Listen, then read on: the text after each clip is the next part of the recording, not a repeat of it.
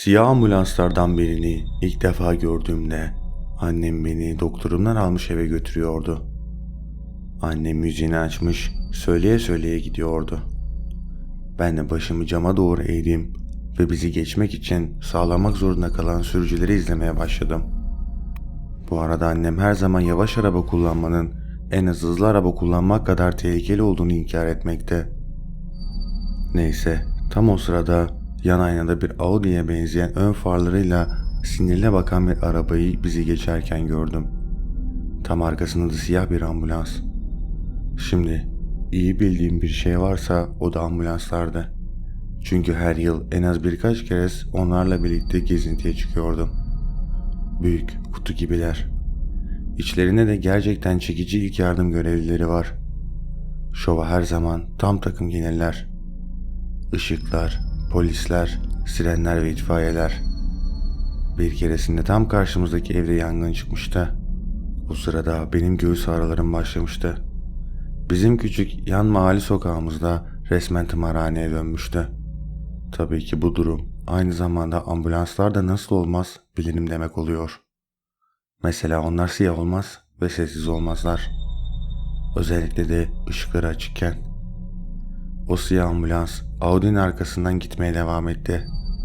Hem de yasaları çiğneyerek yakınlıkta takip ediyordu. Ben de annemin dikkatini çekmeye çalışıyordum o sırada. Stacy dedi, en sonunda daha da yavaşlayarak.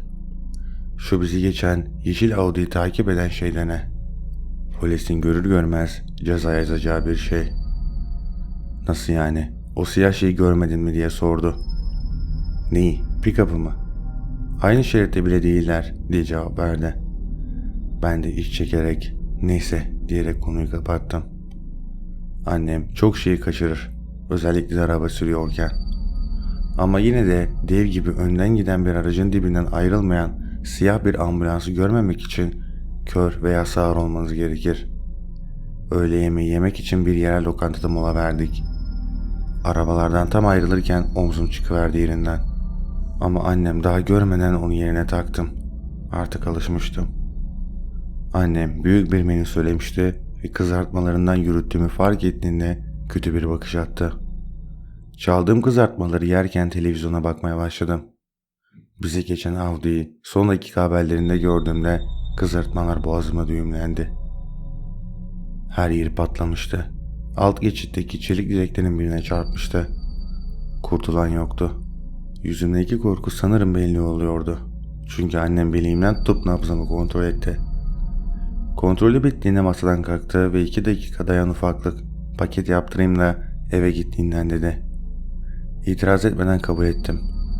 Şimdi eğer her karnınız ağrıdığınızda size hastanelik eden bir genetik hastalığınız varsa yerel görevlileri de tanıyorsunuz. İlk yardım görevlilerini, sağlık ekiplerini, itfaiyeyi ve hatta birkaç polis memurunu. Öyle olunca internette siyah ambulansla alakalı bana Marvel çizgi romanlarını gösterip araba boyayan birkaç dükkanı gösterince Bud'ı aramaya karar verdim. Gerçek adı Harlan G. Yates Jr. Hobileri yüzünden ilk yardım görevlisi olmadan önce Bud ismini kendine seçmiş. Neyse, Bud beni defalarca almış, sanki evliymişiz gibi kontrole gelmişti. İyi bir adam, beni düğününe bile davet etmişti. Bud'la ilişkimiz profesyonel hale döndükten sonra karısı bile beni arayıp beni kontrol ediyordu ara sıra. Neyse, bu yüzden Bud'ı aradım. Sadece neler olduğunu öğrenebilmek için. Yok artık dedi, ilk olarak olayı duyduktan sonra. Bahsettiğin şey hakkında hiçbir fikrim yok. Yapma Bud, nasıl yani dedim. Muhtemelen bir anlığına uyuyakalmışsın ve tuhaf bir rüya görmüşsün dedi. Bak dedim, o bir ambulanstı ve tamamen siyahtı. Tüm ışıkları açık, camları filmliydi. Çok sessizdi, motor sesi dahi yoktu. Bud kahkaha attı. Kahkahasını kesip, gerizekalı, sadece etrafı araştır dedim. Tamam dedi. Neyse bir çağrı aldık, kapatıyorum. İyi şanslar diyerek kapattım telefonu. Gözümdeki hafif yanma hissiyle durdum ve oturdum. Ehlerdanlık sendromu çok lanet bir hastalık. Özellikle kalbine bulaştıysa. 1 dakika sonra yanma hissi geçti. Şimdilik istediğim tek şey annemin fırındaki kurabiyelerinden biriydi. Tekerlekli sandalyemde beni yatağıma götürürken rengini hiç beğenmedim hanımefendi dedi. Anne, neredeyse 30 yaşındayım diye cevap verdim. O zaman yatağına uzanıp dinleneceksin diye cevap verdi. Çocuk gibi battaniyeyi etrafıma sarıp sarmaladıktan sonra başucuma kurabiye ve içecek bıraktı. Odamın etrafına baktım. Güzel, ayarlanabilir bir yatak. Asıl ziyaret edemeyeceğim harika şehirli posterleri. Çoğu zaman kendimi daha iyi hissetmeme yardımcı oldular. O gün sadece televizyon izlemek istedim. Kaçınılmaz ölüm. Siz ne zaman yakalanacağınızı bilemezsiniz. Birkaç gece sonra kendimi karnımın içerisinde doğru resmen bir cehennem ateşiyle yanarken buldum. Telefonumu aldım, annemi aradım. Alt tarafı alt kattaydı. Ama uykusu o kadar ağırdı ki fırtına bile uyandıramazdı onu. 20. aramamdan sonra anne 911'i ara dedim ve ona ulaştım. Aniden yataktan kalkarken çarşafın sesini duydum.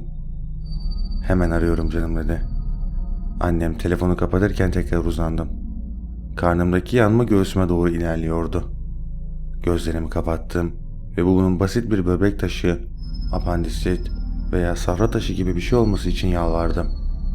O, asıl sebep olan şey var ya, onun dışında herhangi bir şey olması için yalvardım. Ambulans, sirenler ve ışıklar tufanı ile eve vardı. Bat, elemanları odama yollamıştı. Gelenlerden birisi baktı, bana ve gömleğime bağlı mikrofonuna doğru başını eğdi. 29 yaşında bayan, eller Danlos vasküler tipinde. Muhtemelen aortik parçalanma. En kısa zamanda St. Michael Hastanesi'ne götürüyoruz. Bir yandan elimi sıkı sıkı tuttu ve beni sedyeye bağladılar. Birkaç dakika sonra kendimi ambulansın içinde vücuduma bir sürü şey bağlanırken ambulansın tabanına bakarken buldum. Ambulans trafiği delip giderken iyi olacaksın dedi Bat. Eli benimkinin üstünde duruyordu ve sakindi. Fakat gözleri koyu ve kibarlardı. Belki de bir duvardı onlar. Siren kilometrelerce çaldı. Gözlerimi kapattım ve ambulansın sakinliğinin beni korkuyla doldurmasına müsaade ettim. Ölmek istemiyordum. Odamın duvarındaki şeylere gitmek istiyordum. Londra, Edinburgh, Nairobi, Honolulu, Seul. Dünyanın her tarafına gitmek istiyordum. Bat elimi tutarken ölmek istemiyorum Bat dedim. Biliyorum ufaklık dedi. Başımı kaldırdım. Fakat birden gelen baş dönmesiyle etrafıma bakmama engel oldu. Ancak hastaneye geldiğimizde biraz daha rahatlamıştım. Apandisit, safra kesesi, belki de akşam yemeği bozuktu. O yüzden kusmam gerekiyor diye düşündüm. Başımı kaldırdım ve yan taraftan gelen ışıkları gördüm. Işıklar yanıyordu. Hastaneye çok yakındık fakat siren sesi yoktu. Bat'ın elini çektim ve ambulansımın arkasında bekleyen siyah ambulansı gösterdim. Bat dedim. Şşş dedi. Siyah ambulansa bakarak. Bat'ın elini sıkabildiğim kadar sıkı tutuyordum. Sence insanlar ne zaman öleceklerini bilmiyorlar mıdır diye sordum. Bat başını salladı. Gözleri olması gerekenden daha parlaktı.